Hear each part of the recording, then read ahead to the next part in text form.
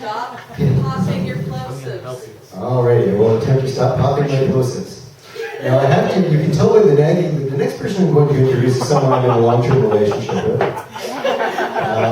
And despite that personal bias, I have to say that she's actually an exceptional author. She's won several international awards. I've gotten in her category Book of the Year from several very prestigious sites and also review bodies, and has received glowing quotes from some of the most famous authors in the world of horror internationally.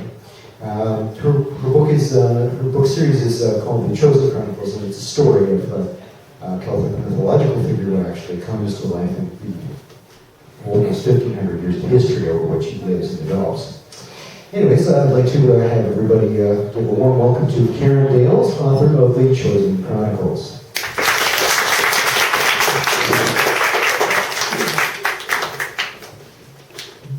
Why am I not surprised that he actually had to say something about me nagging him? But he was awfully kind. He could have said a lot worse things.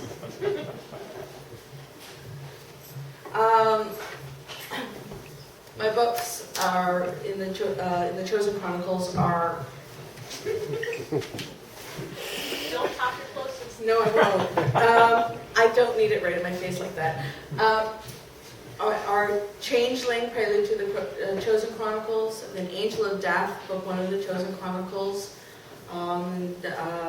Shadow of Death, Book 2 of the Chosen Chronicles, and I have the next book in the series coming out, hopefully by Fan Expo, or I Will Be Dead, hung up and throttled and all that sort of stuff, a year late, and which is the next book, which is Thanatos. And for the first time, I will be reading from Thanatos tonight.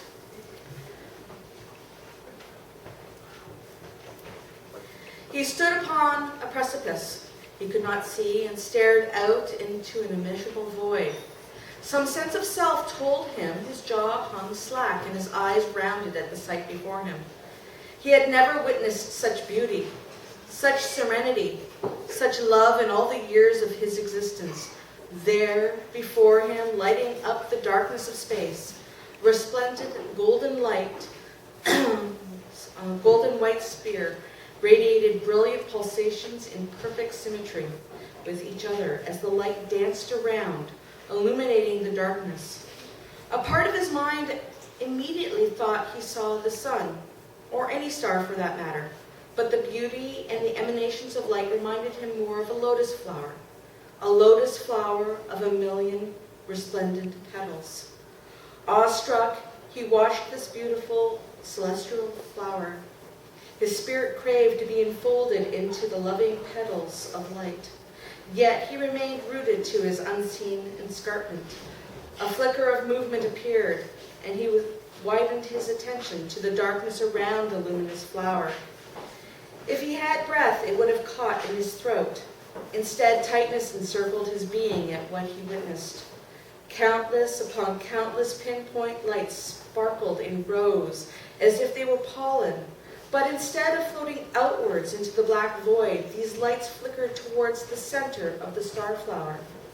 He had never seen such a sight, and he watched the hundreds, perhaps thousands of rows meander their way until, at the touch of a petal, the singular light dissipated and seemed to become absorbed into the gentle, resonating orb.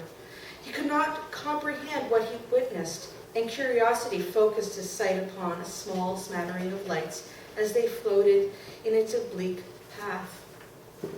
Closer and closer, larger and larger, these individual pinpricks of light became, until each became a pulsating blue-white star that reminded him of will-o'-the-wisps. Excuse me. He focused further, apprehension growing as curiosity pulled at him.